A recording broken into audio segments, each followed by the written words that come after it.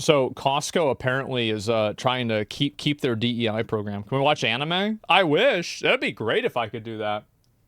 Yeah, if only. 2024 may go down as the year that destroyed DEI. Major businesses and universities, a lot of them, are rolling back or scrapping their diversity, equity, and inclusion policies. Walmart, Harley-Davidson, Lowe's, Ford, Starbucks, Google, the list goes on. And that trend expected to continue in Trump's second term. President Trump is certainly going to make sure that his administration gets out of the quota business and gets focused on making sure that our corporations are about productivity. We've seen whether it's John Deere or Tractor Supply, all the way to Walmart, which is one of the highest, if not... In my opinion, I think they should hold people legally liable. If you're found to have hired people or making or have made hiring decisions based off of something that's not merit, like you're hiring a person based off of discriminatory reasons, I think there should be a fine or like liability for that. It's really just that simple. Won't ever happen, but agreed. The highest never say never. Company in the world making a decision to move away. It's hard to prove. I feel like it's not. In this case, it's not hard to prove because that's when they're defining it. Like it's not like they're stating this openly, right? It's not like it's some kind of secret. It's easy to prove. Yeah, they're talking about it. They're advertising it. They're self-reporting. Yeah, exactly. DEI.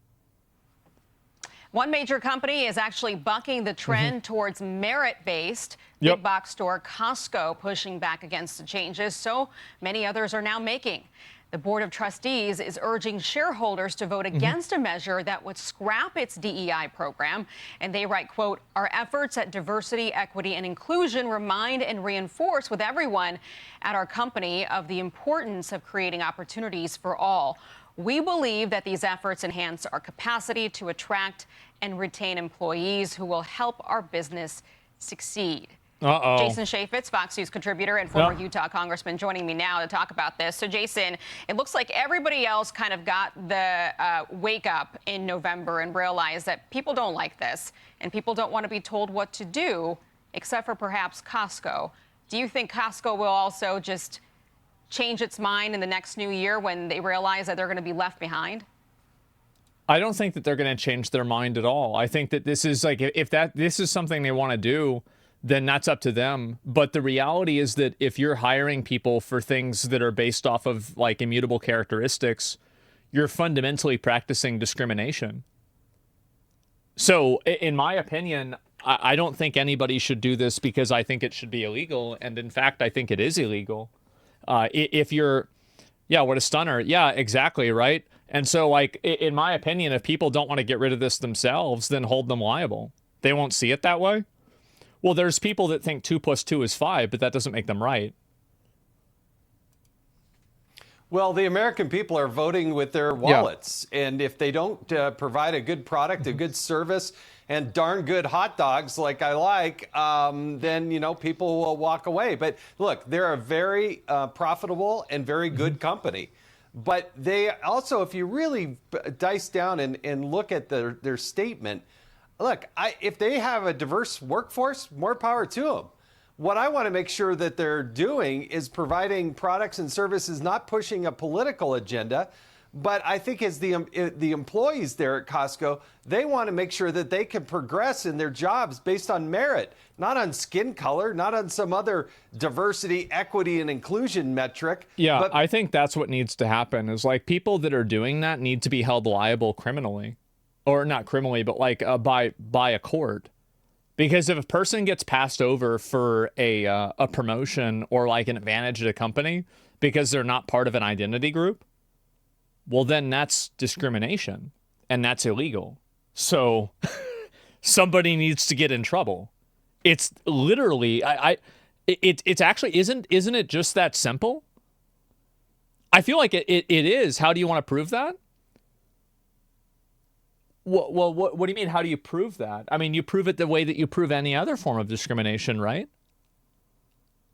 Of course. What do you mean? Like, yeah, that's the whole reason. based on merit. And as long as they're doing that, then they'll succeed like these other companies. And some of these others have been pushing products on the American people that are highly offensive. And you don't want to go in your store and see their political agendas shoved in your face. That's where Target America had that pushed problem. back on a lot of these companies. You know, it's been interesting to watch in the last month here, a couple of weeks here since the election. Yeah, it definitely is. Tired of these intellectually dishonest people saying people want to advance based on merit and not skin color because it's the same crowd of people that are basically anti-immigrant racists. Does anybody really believe that? I don't think that that works, man. And I know that some people use that form of like argumentation, but I don't think that that's convinced. I don't think anybody believes that. Yeah, that's clearly not what's going on. It's a dumb chatter alert. Oh, it's what I said before, right? You know, intentionally misunderstand in order to pretend like there's a double standard. This sort of soul searching within the Democratic Party as they try to find their new message, their new messenger, you could say. There are some Democrats that are now trying to lean a little bit more towards the independent movement, at least questioning the messaging that they've been pushing here. Democratic Congresswoman here is urging her party to stand up to push back against DEI initiatives. Let's listen to this. We need a platform with those individuals from the top down officers who are pledging that they will be inclusive. I think that we have to make sure that people do not abandon diversity and equity. We can't have a party that's one-sided, and that's not just race and gender and ethnicity. It is thought, it is demographics, and I plan to be a part and work with anybody that won't close out people. So that's Joyce Beatty. Does that surprise you coming from her? Look, if she's being thoughtful and wants to have an honest discussion with people who have maybe a different political perspective, more power to her. I think that's great. I think there are arguments to be had on both sides. I think what America is saying, though, and the reason these companies are shutting down their DEI initiatives is that, A, it's very costly. It doesn't produce... I think that the reason why the companies are shutting them down is they're worried about getting in trouble. I think the probability of Trump or Elon Musk or somebody in like their government or JD Vance actually just deciding, you know what, you're doing this, it's clearly discrimination, we're going to crucify you. I think they're afraid of that happening. And I think really with somebody like Trump, can you imagine a company that like just for some reason makes Trump mad? A CEO makes a negative comment towards Trump immediately fucking goes in on that. Absolutely. Yeah, I like really. I mean, 100% this would happen. They'll get called out. Yeah. Better product. And they're bypassing a lot of people who, based on merit, are more qualified to do things. And so if we want to become a country who's less racist, then let's be less racist. Let's get rid of the affirmative action out there and say, you know They're what? quietly If consuming. you're the best person for that job, maybe. doing the In best some cases, you're that probably you right. possibly can, then that's the person that should get the job. And that's where I think America has come to as a whole. Not everybody agrees with it, but I think in mass you see these big companies recognizing, and these universities too. Some of these universities, like the University of Virginia, which I love, I saw something about that recently. It's a great school. But they spend millions of dollars on these initiatives that don't make the education better. I would argue that it actually makes it worse.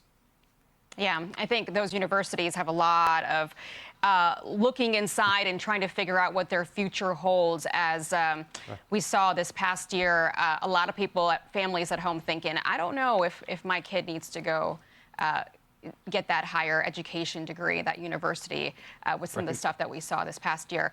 Jason Chaffetz, thank you for I think that if you are so afraid of your kid being brainwashed and being stupid, I think it says more about you.